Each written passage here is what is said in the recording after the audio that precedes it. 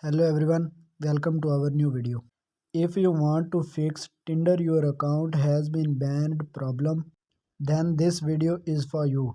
Watch complete video to learn how to fix Tinder your account has been banned problem. In this video I am going to show you how to do this. First of all, you have to open Google from your mobile phone. Here you have to search Tinder customer support banned.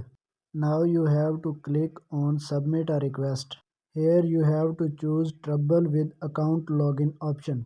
Under what's going on section you have to choose cannot login, my account was banned. Now you have to scroll down and enter your email address and phone number.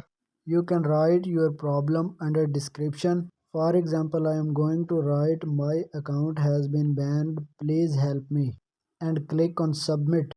After this, your problem will be resolved. This is the easy and simple way to fix Tinder your account has been banned problem. Like and share this video if it works well for you.